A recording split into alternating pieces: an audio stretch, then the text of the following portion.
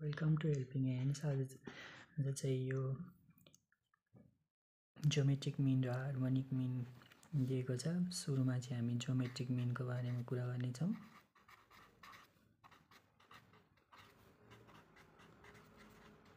Arithmetic मिनले निकाल्न नसकेको answer अथवा इन्करेक्ट भएको एन्सर ज्योमेट्रिक मिनले निकाल्ने भन्ने मान्यतामा बनाइएको हो। यसमा चाहिँ यसको पनि सिरिजहरू छन्।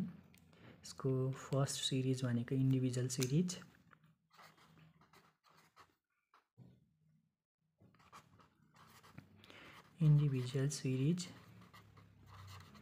अब यसमा चाहिँ फर्मुला के हुन्छ भन्दाखेरि ज्योमेट्रिक मिनलाई जिएमले डिनोट गरिन्छ अनि एन्टिलग अफ के दिएको हुन्छ त्यसको 1/n इन्टु समेसन लग एक्स। यहाँनिर यहाँ इन्टु लेखे पनि हुन्छ, नलेखे पनि हुन्छ। यता एक्स देखिँदा यहाँनिर नलेख्दा हुन्छ। अब यसलाई कसरी गर्ने भन्दाखेरि अब यहाँनिर एउटा क्वेसन छ, भेरिएबल भ्यालु एक्स अनि 5, 7, 9, 12, 18 छ। अब यसलाई चाहिँ यो क्वेसन नम्बर 53 को ए हो। यहाँनिर नम्बर कति छ त भन्दाखेरि यहाँनिर 5, 7, 9, 12, 18 छ। अब नम्बर 1, 2, 3, 4, 5 वटा छ। अब हामीले निकाल्नुपर्ने के छ, समेसन लग एक्स छ। समेसन लग एक्स निकाल्न चाहिँ के गर्ने भन्दाखेरि यो सर्ट क्वेसन भएको कारणले अब लग एक्सको चाहिँ समेसन गर भनेको छ। अब यसको लागि लग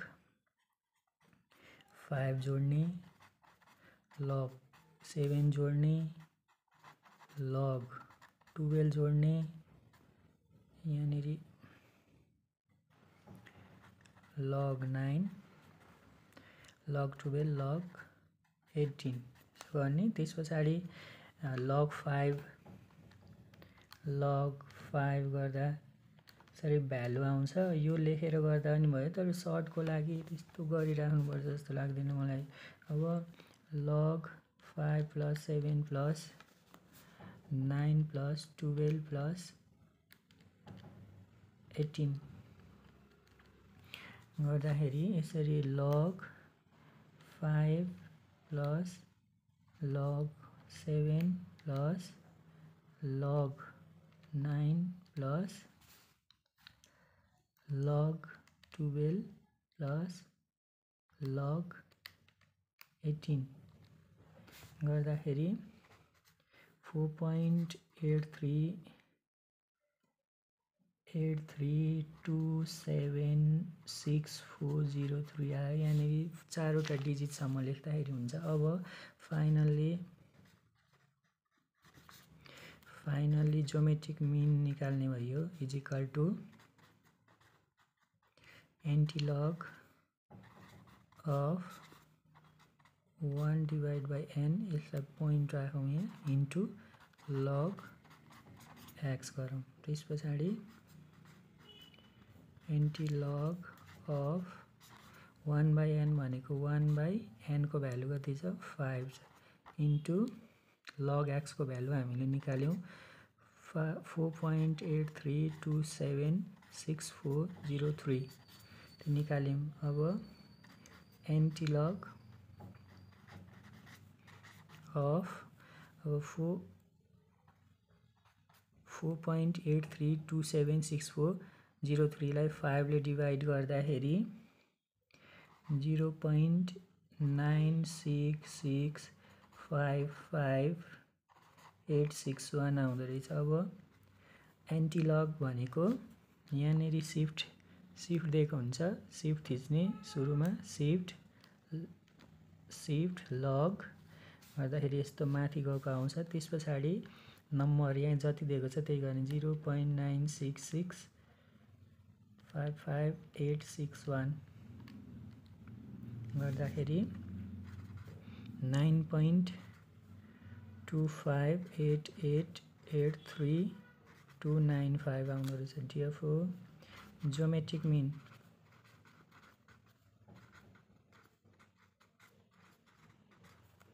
is 9.258883.95 यो चाहिँ के भयो त इन्डिभिजुअल सिरिजमा एन्सर भयो भनेको सुरुमा यो नम्बर जति थियो त्यसबाट log 5 को भ्यालु log 9 को भ्यालु log 7 को भ्यालु log 9 को भ्यालु log 12 को भ्यालु log 18 को भ्यालु निकालेर यो जोड्ने भयो गर्दाखेरि समेसन log x आयो x मा भएको अङ्क जति फेरि यो 5 7 एकैचोटि जोडेर गर्नु हुँदैन log 5 को भ्यालु नै निकालेर गर्नुपर्छ यहाँनेरि log 5 प्लस log 7 यो आउँछ भने यो गर्ने त्यसपछि anti log of 1/n into summation log x हो एन्टी log अफ 1/n भनेको n भनेको 5 छ त्यसपछि log x को भ्यालु भनेको यो आएको छ अब यति आइसक्यो एन्टी log अफ छँदैछ यो आएको भ्यालुलाई यो तलको 5 ले त भाग गर्ने भयो गर्दाखेरि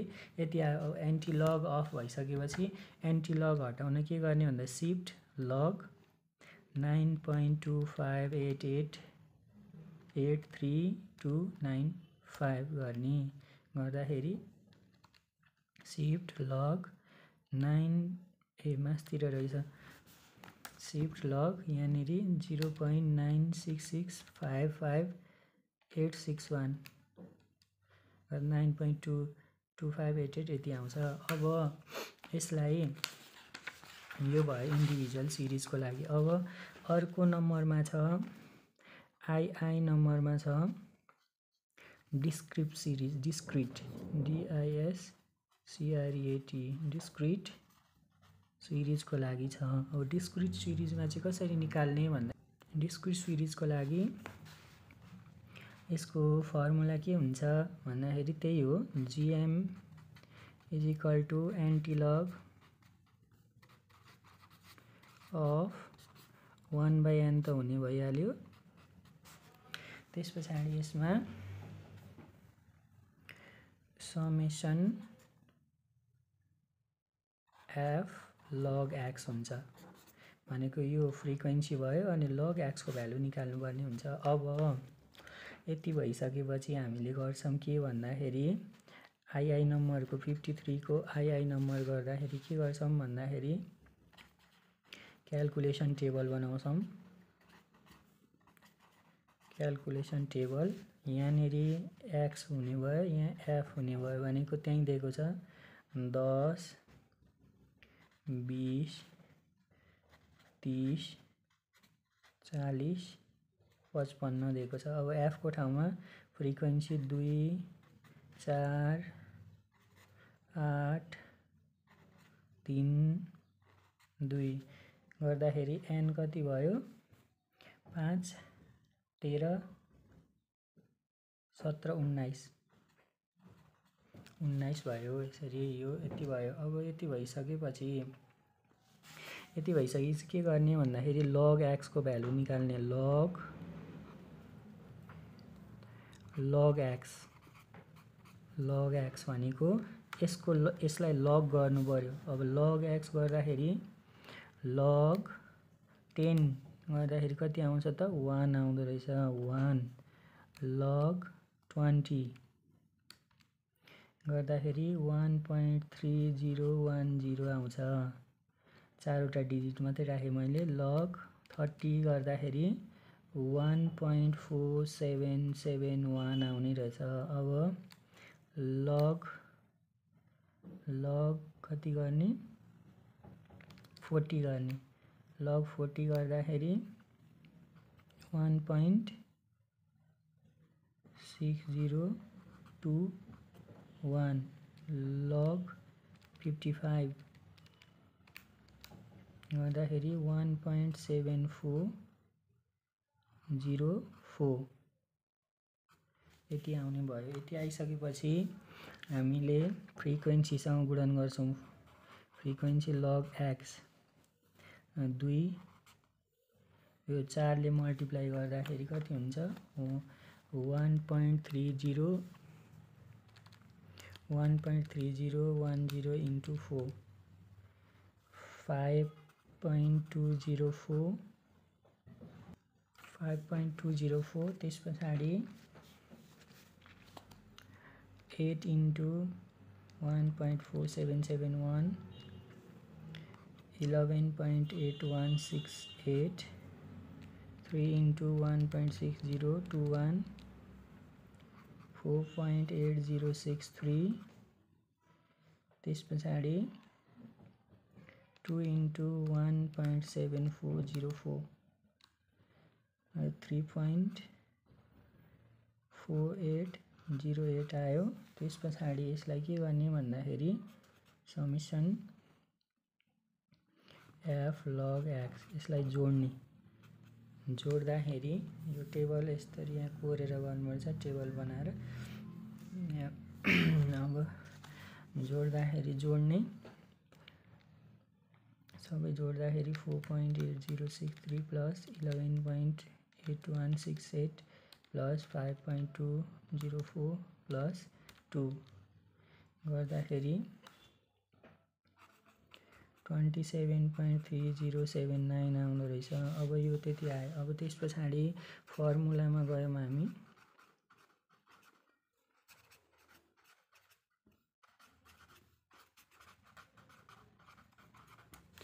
formula geometric mean is equal to antilog of के त formula 1/n into summation f log x थियो। त्यस पछाडि एंटीलॉग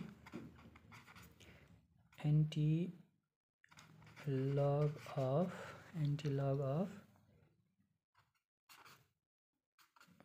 1/90 यहाँनेरि n यहाँनेरि समेसन यति कति छ 27.3079 छ। अब एंटीलॉग of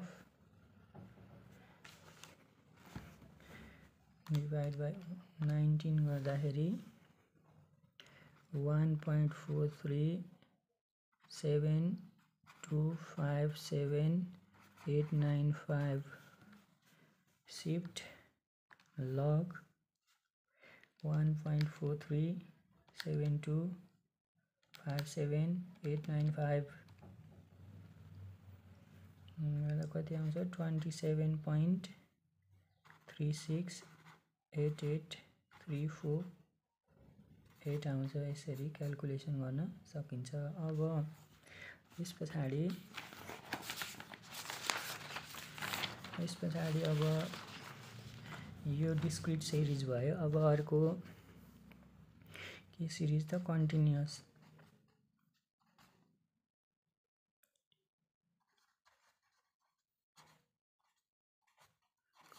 सिरिजमा चाहिँ त्यही फर्मुला हो antilog of 1/n into summation f log x हुन्छ यहाँ, तर यहाँनिर x दिएको छैन, यसलाई ल x राखौँ। यो चाहिँ मिड भ्यालु भन्ने हुन्छ। त्यस पछाडि हामी कम्प्युट टेबल गर्छौँ। कम्प्युट टेबल अब यहाँनेरि यस्तो दिएको छ CI भनेर दिएको छ। यहाँनेरि क्लासको इन्टरभल मिलेको छैन। अब यहाँ 5 14 छ 15 24 छ। यसरी क्लासको इन्टरभल नमिलेपछि हामी के गर्छौँ भन्दाखेरि यसलाई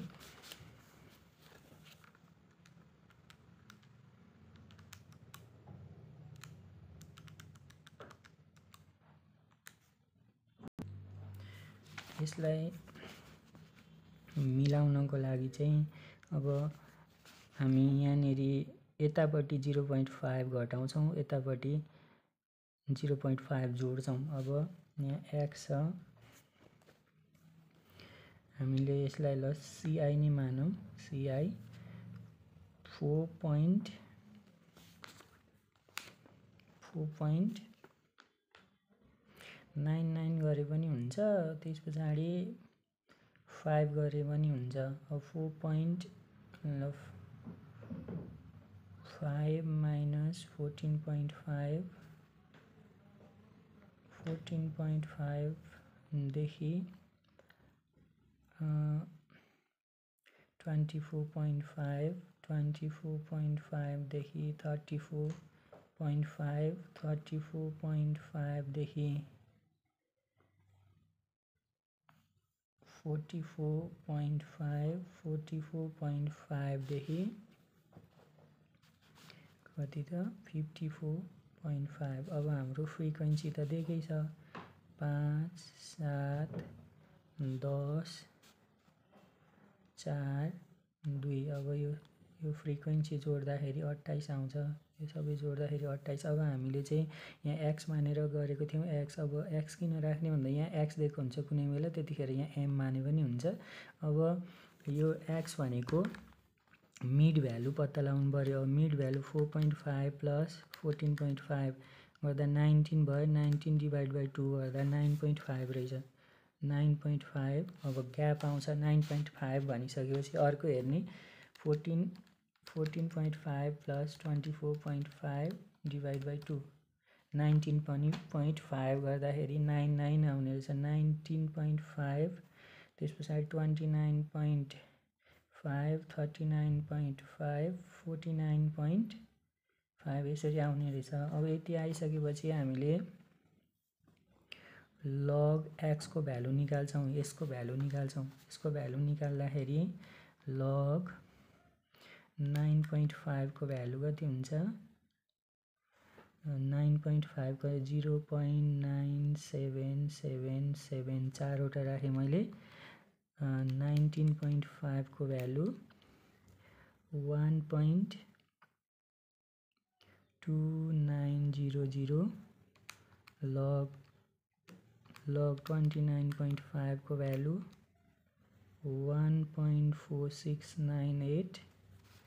त्यस पछाडि लग 39.5 को भ्यालु 1.5966, लग 49.5 को भ्यालु 1.69, 39.55 log 39.55 1.5966 log 49.55 0.50 आउँदो रहेछ। अब यति भइसकेपछि हामीलाई फ्रिक्वेन्सी लग एक्स चाहिएको छ। यो र यो मल्टिप्लाई गर्ने, मल्टिप्लाई गर्दाखेरि 0.9777 इन्टु 5 यो गर्दाखेरि 4.8885 आउँछ। 7 इन्टु 1.2900 9.03 7 इन्टु 1.2900 9.03। त्यस पछाडि 10 इन्टु 1.4698 गर्दाखेरि 14.698। 4 इन्टु 1.5966 गर्दाखेरि 6.3864। 2 इन्टु 1.6950 गर्दाखेरि 3.39 आउँदो रहेछ। अब यति भइसकेपछि यसको समेसन गर्ने, समेसन एफ लग एक्स यो सबै जोड्ने 0.3864 प्लस 14.698 प्लस 9.03 प्लस 4.8885 गर्दाखेरि 38.3929 आउँदछ। अब यति आइसकेपछि हामीले फर्मुला लाउँछौँ। By using formula geometric mean is equal to antilog of 1 divided by n into summation log f log x भयो frequency log x। अब antilog of 1 divided by n summation f log x को value भनेको 38.3929 यति आएको छ। यसलाई anti log of n को value यहाँनिर दिएकै छ 28 ले डिभाइड गर्ने भयो। यतिलाई 28 ले डिभाइड गर्दाखेरि 1.371175 आउँदो रहेछ। शिफ्ट एन्टिलग हटाउन शिफ्ट लग थिच्यो 1.371175 गर्दाखेरि 23.50579802 आउँदो। अनि यो कन्टिन्युअस सिरिजमा चाहिँ ज्योमेट्रिक मीन